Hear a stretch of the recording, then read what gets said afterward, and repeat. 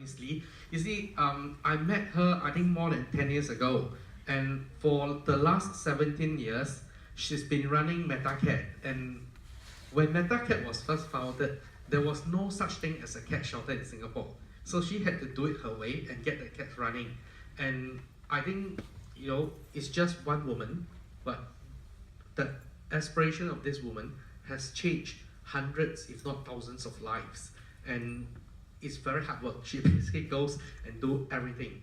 That's why today we are very lucky to be able to get her to come, make use of this opportunity, ask her any question you have. Thank you.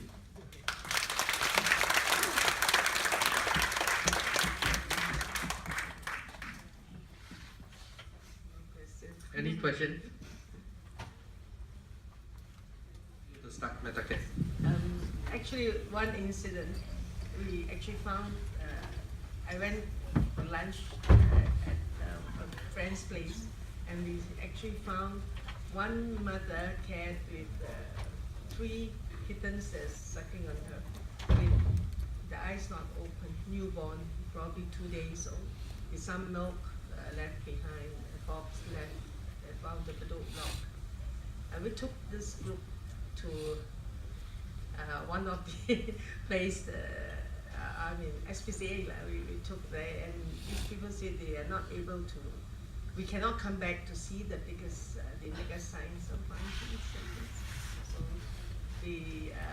in a way, they said they probably, they don't have space for them, and they probably need to PTS the next day. So after that, we decided not to put them, we took them away.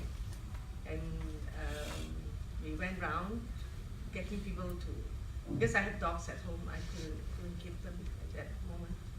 Then we actually found the place at farm, the previous MetaCat's lodging house for dogs and breeders. So I asked one of the guys there, I said, can I lodge them there? He said, oh, I have a Chentusico, all dogs, I cannot. He said she will be very traumatized, but we left her there 3 days. Then I went to pick her on the 4th day because I felt so sorry for her, with dogs barking around and the 3 kids to be taken care of. And they're probably not the cat people because they are all dog breeders. But this guy was good enough to, nice enough to have them kept there for that 3 days. So I brought them home and put them in the bathroom and brought them up. That's how, then that's where I see the need of having a halfway house, to have them adopted and all, because you still need a long way, from newborn until the time that you can vaccinate them and put them up for adoption, at least 2 months, 2.5 months. So where are we going to house them? So then another thing is that those cats that clean the surrounding area where I stayed in those days, and these people, they poison cats there. Why? Because of their horn and all, because the cat went in and fished them out. All the stray cats, the naughty ones, they go around their houses and fish them. So they poisoned them. One night, I think we found about 12 of them being killed. And they're just looking for water, probably cyanide poisoning. So they're looking for water. Then after drinking, the stomach was so big, they just died. There's so many of them. That was like 96, 97 those days. It's very traumatized to look at all these animals. Though those days I'm not really a cat lover. Because for me, when I'm asthmatic until today, from young. So never allowed to keep cats. My parents never allowed me to keep cats. Those days we say, I'm from Kelantan anyway. So it's like, so those younger days we never allowed to keep animals at home. We do have some using for trapping rats. Those days kampung place, it's all like that. So when it comes to this decision to be made that to have a halfway house for all these strays before they are able to be conditioned and to let them out for adoption. So we definitely need the place. So I had some, I think about 20 over cats at those time in the house. So I was desperate looking for a place to move to. So I went to the same breeder that kept the cat 3 days. So he told me, he said, oh, the landlord has got a small space at the back, right at the back, you know, but you have to share with the breeder. So that's how I got started, you know. And at that point of time, we don't have funds, so it's like depending all on myself. And everything at all, you know, so good. It's a very difficult time, but again, the satisfaction is there. Even until today, you know, I had a helper for the last few months, but not able to cope with what we wanted. So it's like I dismissed him. So these few days I've been carrying on with my old things again. I've started again, you know, that meaning that I have to do everything myself. We have 30 over dogs and about 200 cats, 4 pigeons.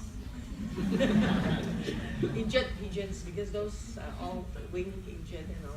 I took them in to, so just rescued a female dog from Changi Village, and she came in less than 15 days. She gave me 12 puppies.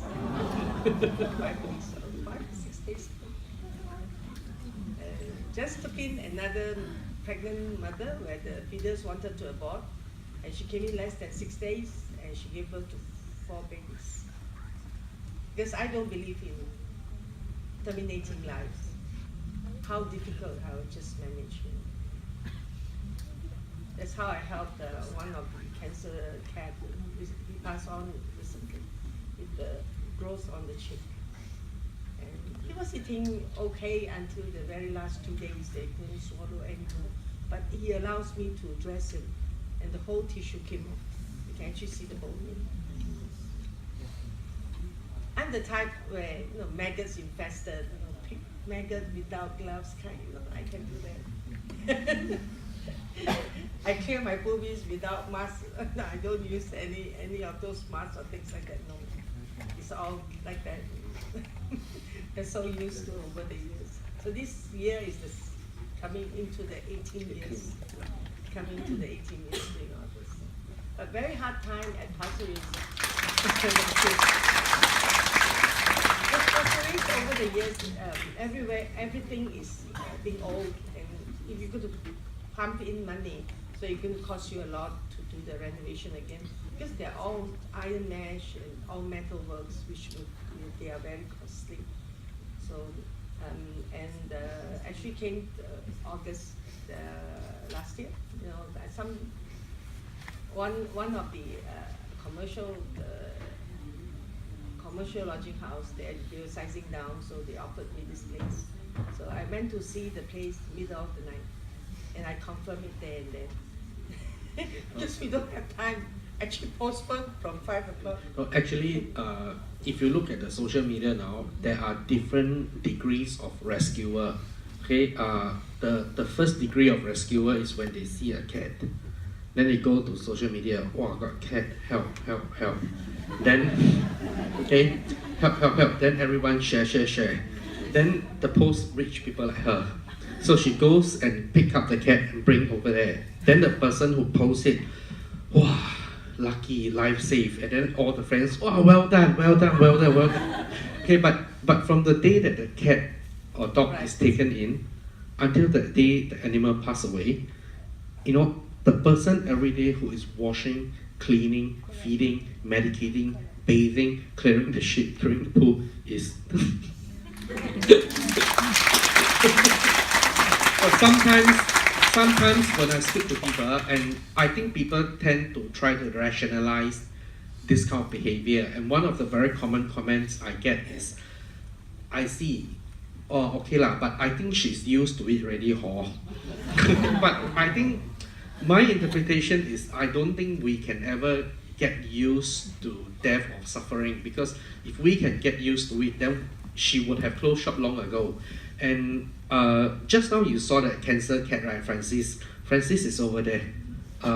Francis was found with cancer, so I decided to take Francis in. The vet told me Francis has 1 more month. I took in on 4th of November. the vet says will probably pass away during Christmas, but he did not. He survived. He survived until last week. So last week, I took Francis to have a second opinion, and the vet told me Francis might be infected with bacteria, flesh-eating bacteria, and he says that it could transmit to me, and I have cuts all over me. So when I took Francis to another vet, that vet insists I have to PTS right away because he's dying, which I refuse to, because Francis is still eating. When I bring food, he reacts, he's very cheerful, I'll talk to him and he purrs. So I don't believe he's in pain or discomfort, so why should I PTS? But when you take in cases like that, despite you accepting that it's a palliative care, he will go. You know, the day that he goes is still not easy, which is why we had to cremate him. And this is just one example that I faced, and it's not easy, it's very demanding. So when I look at the kind of things that I experience, I always imagine she is experiencing 10 or 100 times the intensity of what I'm going through, and for 18 years. That's why I think people like her, very, very difficult to find. And there are a lot of people who are very helpful, always want to help to teach her to improve. Like for example, be environmental friendly, use cloth, don't use tissue ma. Or you buy from Samsung, it's cheaper by 5 cents, don't buy from NTUC. But you're talking about a woman who is going after work to clean, to feed and all that, and you have people like, hey, remember use cloth, environmental friendly, don't use tissue. So sometimes it's very amusing. And I think there was one occasion somebody contacted her with a very generous donation, and they said, hi Mr. Cat, how are you? I would like to donate 5 cats to you. Please let me know how to go about.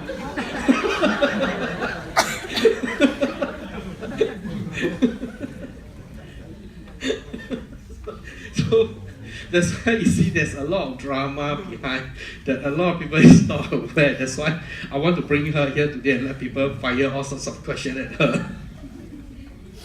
Because some people, I know that some people will abandon their pets because they say their child is asthmatic, or you know, when they are having a baby, they're afraid that the baby might be asthmatic because there's a cat at home. So how do you overcome your asthma? Actually, it's not overcoming, because asthma is something, you know, it stays with you for a long time. You know, so it's not overcoming, but over these 40, 50 years, you know, I've been having same thing. But so does it affect you? Yeah, it will. No, I mean, I'm on Serotype all the while, you know, so twice a day Serotype, you know, sometimes in Ventolin inhalers in between, you know, but I think it also helped me to build up the immunity in a way. It's like not so severe coughing kind of thing, you know. I think it depends a lot on the person itself and the mindset, you know. Actually, it's good to expose kids to cats and all. I totally agree. Because my son was asthmatic, but I had cats now, 4 of them. But and no problem, right? Yeah. No problem? No. Yeah. So for me too, you know, so if it's a bad day, sometimes it's due to stress, I guess. So, you know, then bad days maybe need to do the extra. I know you got to eat. But surprisingly, my child totally recovered. Yeah, that's right. But those, yeah, I think from younger age to if it's this thing is quite okay. I think maybe Chigwi also can